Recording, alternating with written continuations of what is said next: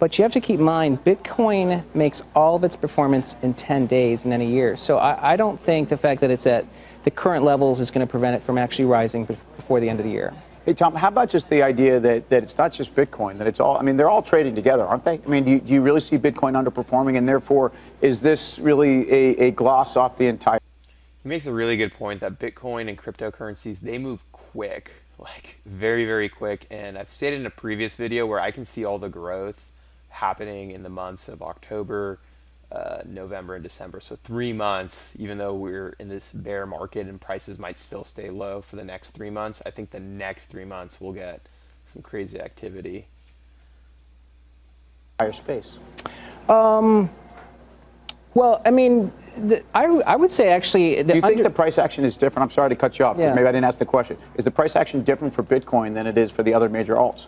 Well, Bitcoin is, and the other tokens are all going to be highly correlated. But I would say if you want to measure real underlying demand, this year ICOs have raised close to $10 billion year to date. That's double the...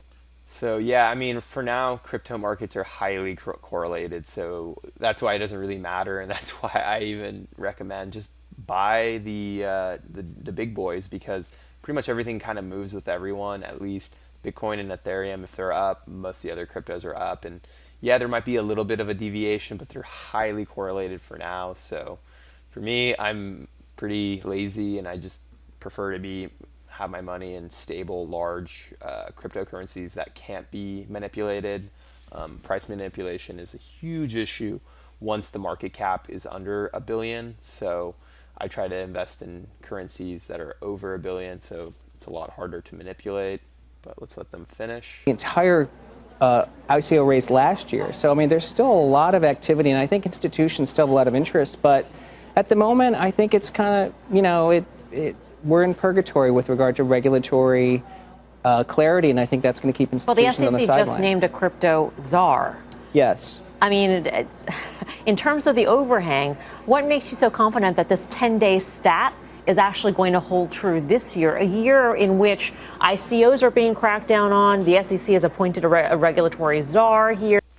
Once again, this is all just FUD. So yes, they're trying to regulate it and they're trying to prevent scams. But remember, this is all needed. And once they figure this out and once the government does catch up and institutions are able to invest, I don't see the bear market trend continuing.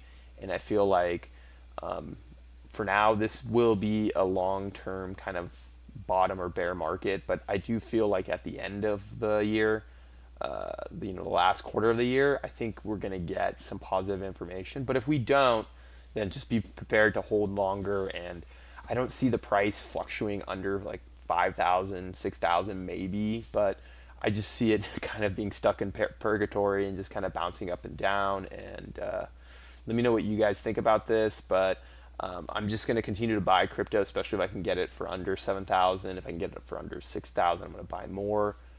But yes, I don't feel like the price will move up, and I don't feel like we'll hit the $1 trillion market cap unless we get clear institutional money into, and the easiest one to tell is the ETF. If we do get this Bitcoin or cryptocurrency ETF, then there's going to be a lot of growth, and unfortunately it's going to happen very quickly. So if you don't already own some crypto assets, the train will be gone. But for cryptocurrencies to go to zero, I just find it very, very unlikely. But let me know what you think, and I will talk to you soon.